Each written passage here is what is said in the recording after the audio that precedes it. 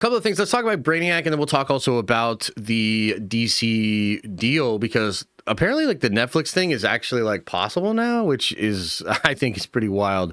But I guess expecting unexpected here in this year of our Lord 2025. So, according to Nexus Point News, who I think has an incredible track record and has sources, the shortlist for actors in the Brainiac are down to Klaus Bang, what a great name, Matt Smith, he's cool, and Sam Rockwell. I like both of the last two. I don't really know Klaus Bang. What was he in, chat?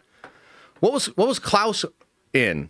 Nexus Point News put this under like unverifiable rumor stuff, probably just so Gunn wouldn't come after them or whatever. But yeah, they've sort of started doing that things we can't prove, but what we've heard kind of stuff, which is fine, totally fine, and I still think valid. Now, I got to be honest with you. My first reaction to this is like weak sauce, bro. This shit is weak sauce, okay? I like Matt Smith. I like Sam Rockwell. I don't think they're right for Brainiac. They're not intimidating. They're also certainly not popping. You know what I mean? Like, they're just not. At this point, literally the highest profile actor in the entire fucking DCU is probably Lex Luthor. And that's crazy. Like, that, I think, is crazy. Now, you don't necessarily need a big name for this role, but what this feels like is Temu big name. This feels like big name we have at home. This feels like we can't get... Honestly, it's a little bit of like what happened with the Fantastic Four. I'm going to be honest. It's having that same energy of the Fantastic Four, where they want to ball on a budget. You know, they want a name, but they don't want to spend Robert Downey Jr. money. That's totally fair. I don't know that that's the move, and it's certainly not doing anything for me. There's nothing that's cool or exciting about any of these picks. They all feel safe. They feel safe as fuck. And I kind of hate it. I'm going to be honest with you. I kind of hate it. However, with that being said, you know, maybe there's some other opinions out there. Matt Smith is, I think, an incredibly underrated actor, and there have been many big roles that he kind of like didn't get or whatever. And, you know, out of the three, because again, I don't really know Klaus, out of the three, I think maybe he has the most potential to turn in something far and above our expectations and really find something with that character and act in a physical way, and also just, you know, with his actual performance and the way he's going to deliver the lines, et cetera, to actually give gravitas and mystery and all of these elements that I think are really important to Brainiac, right? And that's basically all I really have to say about that. Pretty uninspiring picks, in my opinion. However, maybe none of that shit will matter, because all of a sudden it's literally looking like, and this is a crazy article out of the New York Post, guys, that's essentially saying Skydance has a plan B if Netflix wins the auction for Warner Brothers. Okay, now this gets into the whole, you know, discussion of who's going to get Warner Brothers and all of that sort of stuff. But this shit is like really actually heated up recently. Okay, so I just want to read a little bit of this, and then we'll kind of talk about what it means. If Warner Brothers Discovery is leaning towards a Netflix offer in the in the race for the company's assets, rival bidder Paramount Skydance has a plan B to win the auction. On the money has learned. Netflix has made a majority cash offer to purchase Warner Brothers Studio and HBO Max, while Paramount Skydance has made an all-cash bid offer for the whole company, including cable channels, CNN and HBO. Sources say WB could pick a winning bidder as early as this week. People close to the process tell the Post. A source close to Warner Brothers Discovery said the media giant believes there is now a horse race between Paramount Skydance and Netflix, whose outcome is a toss-up, giving it a 50-50% chance. Still, speculation is growing that Warner Bros. Discovery has come to prefer the Netflix bid. Insiders note that Netflix CEO Ted Sarandos and WWE chief Zazie are said to be close. Netflix is also seen by Warner Bros. Discovery board as a better steward of Warner Bros. Discovery's assets, as opposed to Larry and David Ellison, who are relative newcomers to the major media, according to the source. But if the board chooses Netflix, the Ellisons are developing a game plan that involves going over the head of the board and directly telling Warner shareholders, similar to the hostile bid for the company. According to people with direct knowledge of the matter, the pitch, Netflix deal is doomed to fail, facing rejection by President Trump, antitrust cops at the Department of Justice, if litigated a loss in federal court. Likewise, the Ellisons will argue that theirs is the only deal that will glide through the regulatory process and that shareholders will be paid immediately for the entire company. Even if Netflix pitches a majority cash bid close to $30 a share, as they suspect, the price will go above the Ellison's current offer to around 25. Wow, that's kind of crazy. So they're saying the Ellison's offers all the way down at 25 right now. Wow. Shareholders need to haircut offer given the time value of money during a legal process that could be more than 2 years. So they're saying like Netflix would have to overpay to compensate for that delay. Based on my conversation, the Ellisons aren't going away quietly and they're making contingency plans if they lose, said one major executive who's had conversations with people at Paramount and Skydance. A spokesperson of Paramount had no comment. Warner Brothers reps also declined to comment. As the Post reported earlier, senior White House officials recently met to discuss concerns about the Netflix combo, combining two similar so-called Horizon assets, Netflix number one streaming service, Warner's number 3. HBO Max almost always led to an adverse outcome on antitrust grounds. As discussed, Warner Brothers Netflix combo would face serious opposition of the European regulators, etc. Blah, blah, blah. So I guess we have to ask ourselves, is this just more games being played? Is this just all trying to spread narrative that would push ultimately the stock price up towards that $30 offer? I'm actually confused that it's still around 25. Yeah, it's a really, really interesting game being played. Now, when I saw a bunch of these reports about Netflix, I really discounted them mostly. This was the first time I was like, oh shit, the New York Post is like actually talking about this and saying that some people at WBD are calling this thing a toss-up, a 50-50 coin toss-up. Because the way I see it, and I don't know that this is true, but the way I see it is Netflix is actually the most likely to completely disrupt what James Gunn is doing. I know a lot of people think that's Paramount. I don't. You know, there's some evidence, and I think this is like a thread that a lot of Snyder bros are kind of holding on to desperately, is the Saudi money and the Universal Park that they want to build in the Middle East. And sure, there is something to how maybe the Crown Prince or just in general people that like, let's just say the international community might embrace like a Zack Snyder kind of a thing more there, right? So I think that that's fair.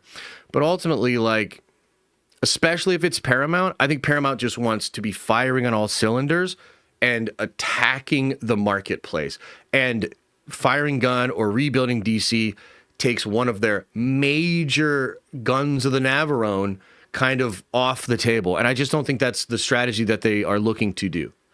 So I actually think Netflix is the most likely to disrupt Gunn's shit. And I think a lot of other people recognize that as well.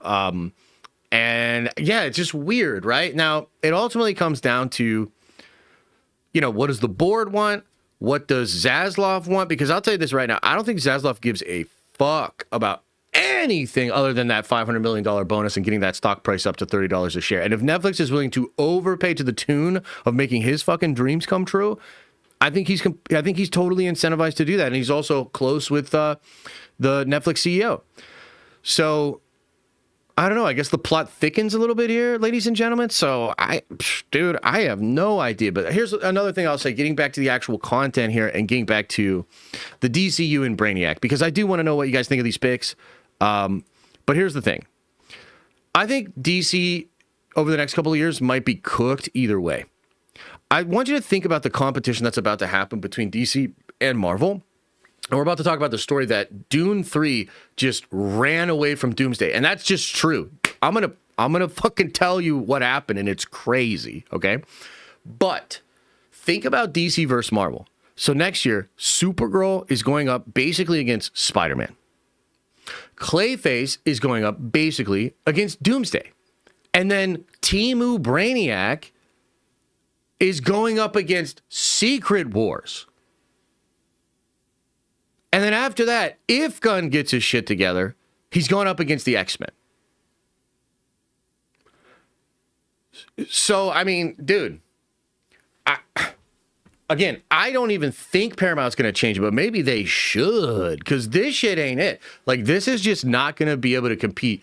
And right now, there's this big shift happening around the conversation of Doomsday, and it's actually just because people A lot of people that haven't even seen the trailer just are hearing the buzz about the Doomsday trailer and hearing the buzz about Doomsday, and they're already starting to shift and freak out because there's a lot of loose lips in that town, okay?